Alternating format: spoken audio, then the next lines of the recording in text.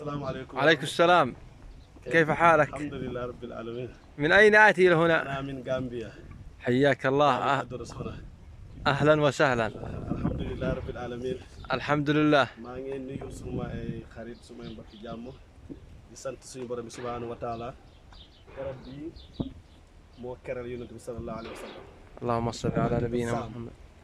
garab bi mu ngi nekk diggante Ordon ak Palestine ak Syrie ak Irak garab la boo xam ne yonent bi muy jaay Xadija suñu yaay Xadija jox ko alal boole ko Maysara mu ñëw fii di saam di jaay naaj bi tàng lool yàlla ker gi loolu garab gi la ko keraloon boo xoolee tund bi fii ba saam benn garab nekk fi garab bi rek moo fi nekk kon maa ngi barkeelu si garab bi di ñaanal sumay xarit sumay mbokk yal na yàlla keral ñu keral bépp jullit yal na yàlla déggal def bi barkeelu sallallahu alayhi wa sallam kenn Mustafa alayhi salaatu wa salaam fii mooy boo demee Madina yaa nga fa am rawdam ni rawdatan min riyaadil janna waaye boo ñëwee saam yàlla nga ko keral ci ker gi nga xam ne amul beneen ker bu nekk fii nii lu dul garab bii nii kon nag yàlla keral ci boole ko ci keral yonent bi sallallahu alayhi wa sallam fii mooy garab bi fii mooy barbar bi mu ngi nii mooy buntu bi garab baa ngi nii sëq lool fii ma taxaw nii naaj dëgg na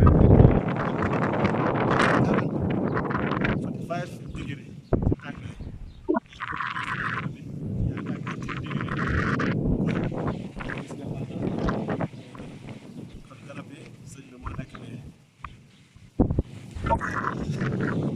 garab bi moo nekk nii waaw sedd lool àll bi ngay gis nii yëpp amul benn garab bu fi nekk ku dul budul garab bi rilata si taay wa seef bunt baa ngi nii barbar baa ngi nii waaw barbar baa ngi nii gis ngeen xooli àll bi fii yëpp fii ba Irak fii ba Ordon fii ba Israël Syrie yëpp bu fi nekk fii garab bi gaa ngi nii barkeelu leen si sumay xarit sumay mbokk képp ku ko gis rek yal na nga gisante yonent bi si képp si àjjana gis nga ngelaw lu sedd guy moo fi nekk gis nga fii da ngeen di gis fii ndox a fi nekk day jékki-jékki rek ndox mi